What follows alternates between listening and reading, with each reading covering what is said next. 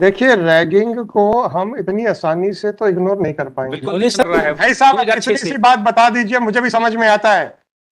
आवाज ऊंची करने की जरूरत नहीं है। अगर रैगिंग करने के लिए कोई जिम्मेदार है, उसको क्या छोड़ दिया जाए? बस आखिरी बार पूछ रहा हूं, and then be ready for the consequences. बोले भैया भाषण दे रहे हो कि सब इतने साल से सफर कर रहा है, यहाँ तो आज मुकदमा बढ़वा रहे थे। जिस बच्चे ने इसकी रैगिंग की है, जिस बच्चे के डर के मारे से वो ट्रेन के सामने बेचारा दुर्घटनावश आ गया, जिस बच्चे के करके उसके 2 हाथ और 1 पैर कट गए, जिस बच्चे के करके कि वो आज सफर कर रहा है, उसके खिलाफ एक्शन लेना चाहिए कि नहीं? इतने में बात बताइए। 18 साल से आधी अधूरी पिटीशन फाइल करके आप मेरे ऊपर चिल्ला रहे हो? ये कोई रैगिंग का केस है? जी, इनका कहना है कि रैगिंग के कारण इनके साथ ऐसा हुआ है। क्या हुआ सर? फैक्ट्स अगर आप देखेंगे तो ऐसा है नहीं। क्या हाथ कट गया है? नहीं, इनका रेलवे एक्सीडेंट से हुआ है। रेलवे एक्सीडेंट से नहीं हुआ सर। रेलवे हम अपनी माल जान गाड़ी के नीचे मुश्किल से घुस हम गए अपनी थे। जान बचा करके वापस आ रहे थे। स्टेशन हम पहुंचे, फैक्ट ऐसे स्टेशन नहीं पे है। ये लोग हमारे जो अगर फैक्ट्स देखेंगे सीनियर जो आप, थे हमारा पीछा करते हुए स्टेशन पे आ गए। वहां से हम मात्र- अपनी जान बचाने के लिए हम प्लेटफॉर्म क्रॉस किए, तब एक मालगाड़ी आ रही थी, उससे हमारे दोनों हाथ और 1 पैर। इसमें रिपोर्ट कौन सी है sir? It is a serious matter. Yes, जांच देखिए के लिए- देखिए, इसमें inquiry Upadhyay ji, just minute Upadhyay ji, अगर रेलवे से होता है, एक्सीडेंट होता है, तो वो आप लोग के ऊपर झूठा आरोप क्यों लगाते हैं? Sir but any how, report देखते हैं अपन। इंक्वायरी रिपोर्ट है सर इसमें। कौन सी? एनेक्शर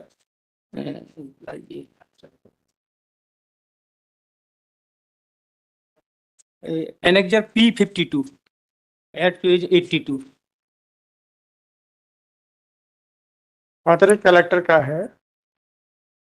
यस माय लॉर्ड, कार्यालय अतिरिक्त कलेक्टर एवं अतिरिक्त जिला मजिस्ट्रेट।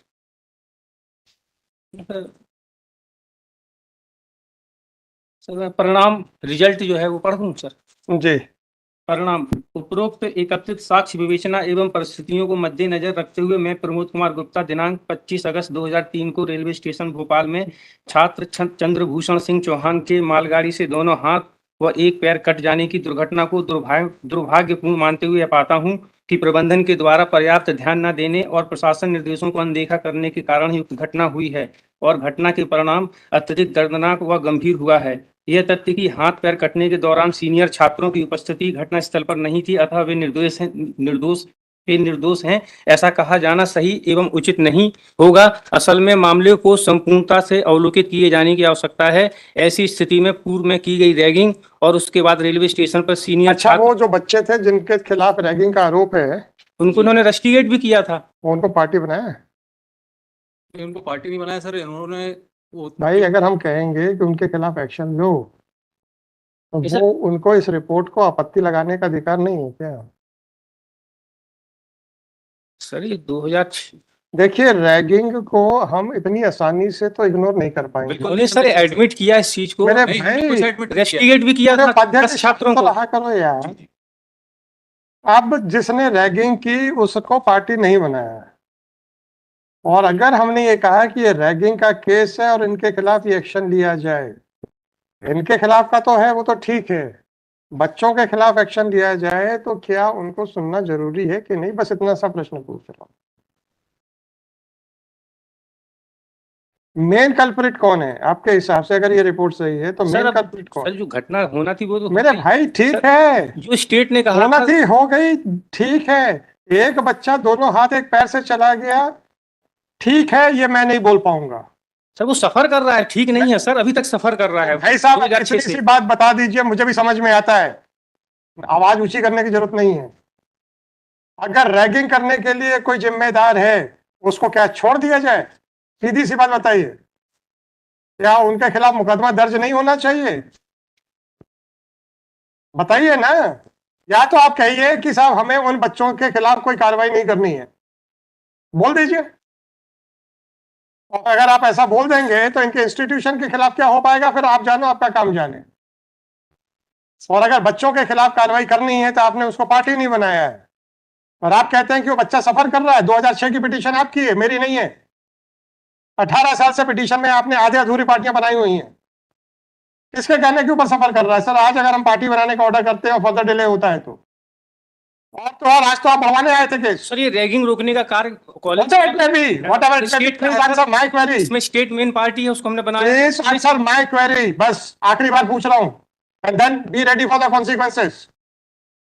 बड़ा भैया भाषण दे रहे हो कि सब इतने साल से सफर कर रहा है, यहां तो आज मुकदमा बढ़वा रहे थे। जिस बच्चे ने इसकी रैगिंग की है, जिस बच्चे के डर के मारे से वो ट्रेन के सामने बेचारा दुर्घटनावश आ गया, जिस बच्चे के करके उसके 2 हाथ और 1 पैर कट गए, जिस बच्चे के करके कि वो आज सफर कर रहा है, उसके खिलाफ एक्शन लेना चाहिए कि नहीं? इतने में बात बताइए आप। लेना चाहिए। लेना चाहिए तो उसको पार्टी बनाइए फिर। सही 18 साल से आधी अधूरी पिटीशन फाइल करके आप मेरे ऊपर चिल्ला रहे हो। सर चिल्ला नहीं रहा हूँ। क्या बात कर रहे हो यार, प्यार से पूछ रहा हूं। इसमें सर लास्ट टाइम ही लगा था। लास्ट टाइम लगा था, आज तो आप बढ़वा रहे थे। आपके इधर नहीं सर, आज तो आप बढ़वा रहे थे। ये प्रॉब्लम यह है कि मेरे यहाँ लगा था तो आप बढ़वा रहे थे, उसका तो कोई एक्सप्लेनेशन देंगे नहीं आप। जो हमारी प्रेयर आज आपका बढ़ाने के लिए मना कर दिया तो अब आप अपनी अपनी पिटीशन में जो अपनी आवाज ऊंची करके चले आए। नहीं सर, ऊंची आवाज नहीं थी। पार्टी बनाना चाहते हैं कि नहीं, इतना बताइए। तो सर नहीं बनाना चाहते हैं, कोई आपको बाध्य नहीं कर रहा हूँ, बस इतना बोल दीजिए कि मुझे उससे कोई मुझे मैंने माफ कर दिया चाहिए। सीओ और डीओ को पार्टी बनाने का ऑर्डर हुआ था, उनको हमने पार्टी भी बनाया। उनका आपको पिटीशन फाइल करनी है और आपको पता होना चाहिए क्या होना चाहिए। अगर हम आप लोगों को पिटीशन बचाने के लिए, चूंकि कॉज एक जेन्युइन है, मौका देते हैं तो उसका ठीकरा हमारे सर मत फोड़िए, एहसान मानिए हमारा। 2 मिनट में मैं पिटीशन खारिज कर दूंगा, फिर क्या होगा? आपने कहा था ऐसा और आपने कहा था वैसा। आप मुझे ये बता दीजिए कि जिन बच्चों के कारण वो भयवश वो चलती ट्रेन के सामने आ गया, उन बच्चों के खिलाफ एक्शन होना चाहिए कि नहीं है? पार्टी बनाते हैं। क्यों नहीं आपको 2006 में समझ में आया था ये? आप हमें बता रहे हैं कि साहब इतने साल से वो सफर कर रहा है, आज मुकदमा बढ़वा रहे हैं, तब नहीं सफर कर रहा था। 6482/2006 Shri SK Mishra, SK Mishra, Shri HK Upadhyay for respondent number 5, 6, 7 and 9. 5, 6, 7 and 9. It is a very unfortunate case where a boy has lost his multiple limbs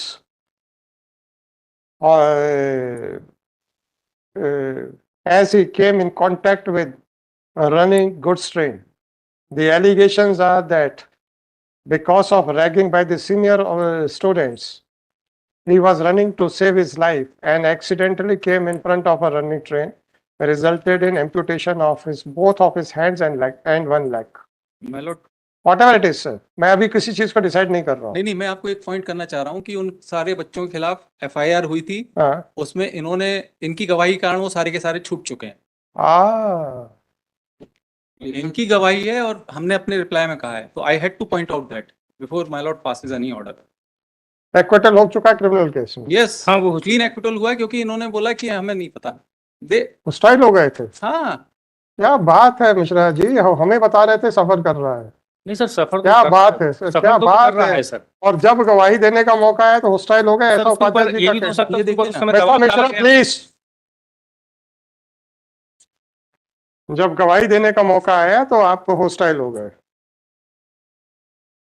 ये पैरा 4 देख लें। इसका विचारणीय प्रश्न यह है कि क्या आरोपीगण से ने विधि विरुद्ध दबाव जमाव के सदस्य रहकर उन्होंने सामान्य उद्देश्य से चंद्रभान की रैगिंग करने के लिए उसकी गुप्त रूप से सदोष रूप से परिवर्तित करने का अपहरण किया।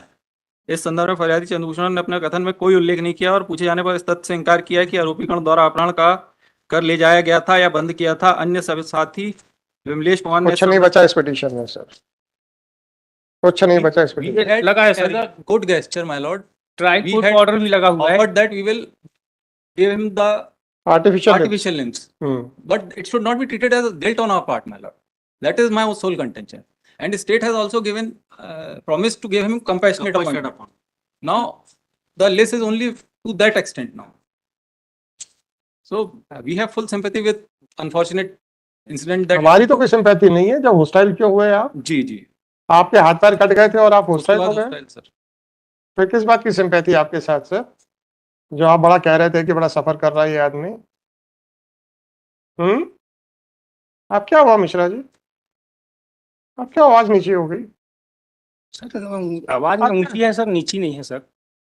अभी तो आप बड़ा कह रहे थे कि सर देखो इतना सफर कर रहा है, आप क्या हुआ आपको? 648/2006 प्रेजेंस लगा के मोहन ससरकर जी का लगा दीजिएगा फॉर रिस्पोंडेंट नंबर 1 2 3 नहीं 4 नहीं है, हाँ 4, और उपाध्याय जी का लगा दीजिएगा 5 से लेके 5, 6, 7 and 9. Lordship. 5, 6, 7 and 9. This petition under Article 226 of Constitution of India has been filed seeking the following relief. It is submitted by a counsel for petitioner that on account of his ragging, he tried to run, he was running to save his life and unfortunately came in front of a running goods train, resulting in amputation of his both hands and one leg. Sir बोलो। इसमें story थोड़ी सी अलग है। इनका कहना था कि ये छुप गए थे मालगाड़ी के नीचे और मालगाड़ी एकदम से चली तो उस कारण से इनके हाथ पांव कट गए। He has not come against the It is the case of the petitioner that in order to save his life, he took a shelter under a goods parked goods train, standing goods train, and on account of, however, as the goods train started, he lost his two hands and one leg. So let's start. Thus, and accordingly, this petition has been filed seeking the following relief. And therefore, by this petition, the petitioner has sought the following relief.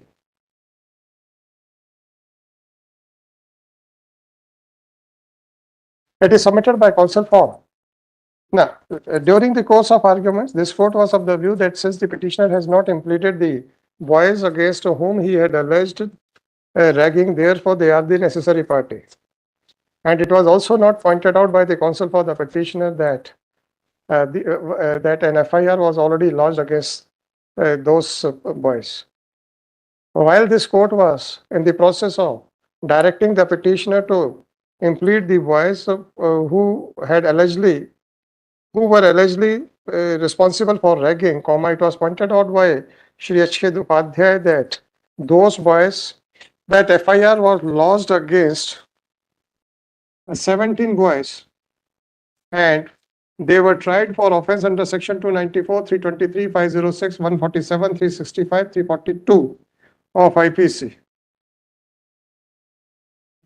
The petitioner himself entered into a compromise with the accused persons, and accordingly, an application under section 320 of CRPC was allowed, and the accused persons were acquitted for offense under section 294, 323, 506, 342 of IPC. The petitioner also turned hostile and expressed no information about the incident, and accordingly, the accused persons were also acquitted for offense under section 147, 365 of IPC. The counsel for the respondents of Shri Upadhyay has also provided a copy of the judgment dated 4/9/2004, passed by Additional Chief Judicial Magistrate Bhopal in RT number 2826/2003. अब आपकी petition में ये कहीं कुछ लिखा है क्या about the acquittal?